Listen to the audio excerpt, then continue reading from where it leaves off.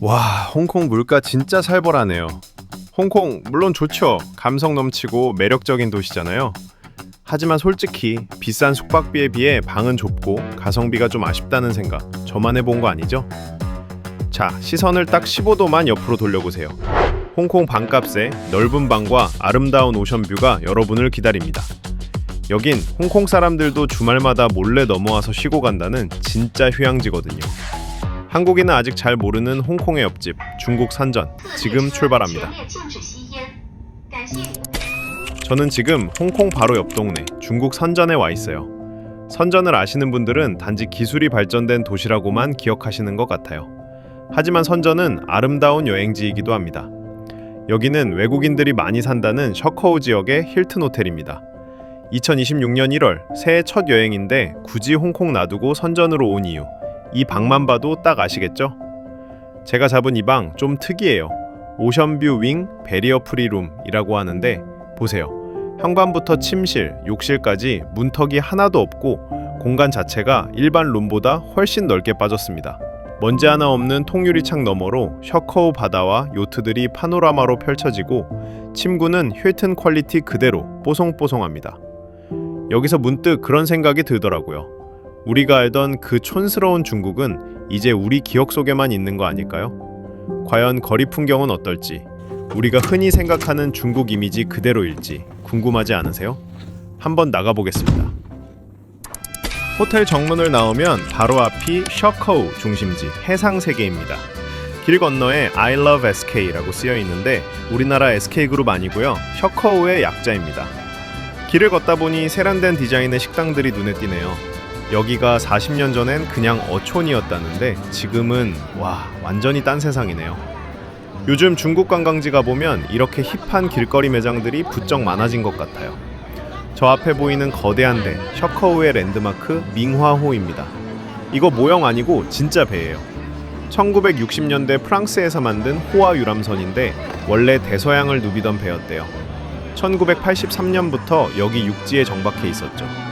옛날엔 호텔로만 썼다는데 2024년 말에 대대적으로 리노베이션을 마쳤다고 합니다. 밍화오 앞 호수에서는 밤마다 레이저 쇼도 한다네요. 안으로 들어가 보니 레트로한 인테리어에 상점, 카페, 전시 공간이 들어차 있습니다. 복합 문화 공간으로 완전히 탈바꿈했다는데 배 안이라는 게 믿기지 않을 정도로 감각적으로 꾸며놨어요. 지금은 거래 인생이라는 몰입형 연극도 하고 있대요. 관객이 직접 배 안을 돌아다니며 배우들과 상호작용하는 공연이라는데 매번 다른 스토리를 경험할 수 있다고 하네요. 신기하죠? 자, 이제 바다를 끼고 걷는 타이조안 해안공원 산책로로 가볼까요?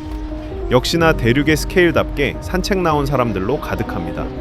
길게 뻗은 야자수길을 따라 걷다 보면 270도 파노라마 오션뷰가 펼쳐지고 마침 해가 지고 있는데 풍경이 기가 막힙니다. 바다 냄새 솔솔 나고 야자수 그림자가 길게 드리워진 이 분위기 너무 좋죠?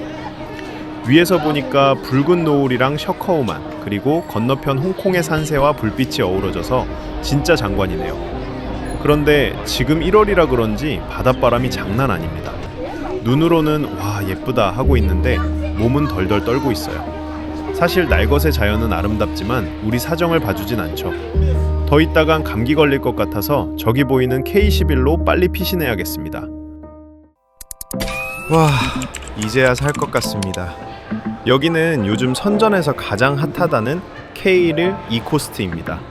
작년 4월에 오픈한 따끈따끈한 신상인데 홍콩 K11 그룹이 작정하고 만든 문화 쇼핑 복합 공간이에요. 바다 바로 앞이라 뷰도 끝내주고 요즘 인스타 핫플로 뜨고 있대요. 무인양품부터 NBA 테마파크까지 브랜드도 다양합니다. 들어오자마자 공기부터 다르네요. 윙윙거리는 바람소리 대신 잔잔한 음악이 흐르고 춥지도 덥지도 않은 완벽한 온도입니다. 먼저 들어온 곳은 둑관입니다. 여긴 쇼핑몰이라기보단 거대한 예술 전시장 같아요. 예술, 인문, 자연을 컨셉으로 했다는데 곳곳에 설치 미술 작품들이 진짜 많아요. 전체적으로 자연 느낌이 나도록 갈색 톤을 유지하고 있고 에스컬레이터도 식물들로 가득 채워놔서 삭막하지가 않아요. 마치 자연의 불편함은 제거하고 아름다움만 남긴 편집된 자연 같다는 느낌이 듭니다. 8층 전체는 고양이를 위한 공간이에요. 초대형 오션뷰 고양이 카페가 있는데 냥이들이 자유롭게 돌아다니는 고양이 천국입니다. 바다 보면서 고양이 쓰다듬으면 그게 힐링이죠. 특히 4층에 있는 활락원이라는 곳 너무 좋았어요. 인테리어가 정말 몽환적입니다. 특이한 소품들도 많고 조명이나 분위기가 동화 속 세상 같아서 카메라를 멈출 수가 없네요. 여행 인증샷 찍기 딱 좋습니다. 안쪽으로 들어가면 마치 영화관처럼 앉아서 야경을 바라보는 공간이 나오는데요. 밖은 춥고 야자수는 바람에 휘청거리고 있는데 여기 안에서는 따뜻하게 창밖 야경을 감상할 수 있죠. 이게 바로 문명의 맛 아닐까요? 구경하다 보니 배가 고파서 밥을 먹으러 왔는데요. 여기 탕탕샤오라는 곳 좀 재밌습니다. 인테리어가 영락없는 한국 고깃집이라서 반가워서 들어왔는데 한국 식당이 아니었어요. 정통 중국 동북 요리 식당이라고 합니다. 숯불에 구워 먹는 고기라 숯불 향이 진하게 나서 맛은 있었는데 쌈장이랑 마늘이 없어서 한국 분들에게 강력 추천하긴 좀 애매하네요. 그래도 따뜻한 실내에서 맛있는 거 먹으니까 아까 밖에서 떨었던 기억이 싹 사라집니다. 북간 구경을 마치고 남관으로 넘어가 보려 합니다. 가는 길에 연결 통로를 지나는데 와, 여기 공간감이 미쳤습니다. 천장까지 뚫린 통창에 곳곳에 아름다운 랜턴 조명들이 매달려 있어서 분위기가 정말 좋습니다. 북간이 좀 예술적이고 차분했다면 여긴 밝고 쨍한 색감으로 가득해요. 노란색 에스컬레이터라니 볼 때마다 기분이 업되네요. 트렌디한 팝컬처 테마에 테슬라 사이버트럭 전시도 있어서 뭐랄까 애니메이션 속 세상 같아요. 디자인도 통통 튀고 걷기만 해도 신이 납니다. 가족이나 젊은 분들이 딱 좋아할 만한 공간이에요. 소화도 시킬 겸 야경을 보러 옥상 정원에 올라왔습니다. 와, 야경 진짜 예쁜데? 더 구경하고 싶었지만 현실적으로 너무 춥네요. 역시 실제 자연은 냉혹합니다. 야경은 1분만 보고 바로 후퇴했습니다. 가끔은 유리창 안에서 보는 자연이 더 익숙하고 편안하다고 느끼게 되네요. 결국 다시 따뜻한 실내로 돌아와서 식당을 찾기 시작했습니다. 이번엔 홍송경도라는 일식당이에요. 초밥에 뜨끈한 라면, 바삭한 튀김까지. 메뉴도 분위기도 제대로 일본 느낌 납니다. 밖은 춥고 바람 불지만 여기 안은 평화롭고 배부르고 이게 천국이죠. 갑자기 그런 생각이 듭니다. 자연의 예쁜 모습만 남기고 추위와 냄새 같은 불편함은 싹둑 잘라낸 편집된 자연. 솔직히 저도 가끔은 밖에 진짜 자연보다 이렇게 편리하게 꾸며진 가짜 자연이 더 좋거든요. 어쩌면 우리는 이미 화성에서 살 준비가 끝난 건지도 모르겠습니다. 만약에 머스크 형님이 화성에 이런 편집된 자연으로 꾸며진 지하 도시를 짓는다면 충분히 살만하지 않을까요? 조금 늦었지만 새해 아침이 밝았습니다.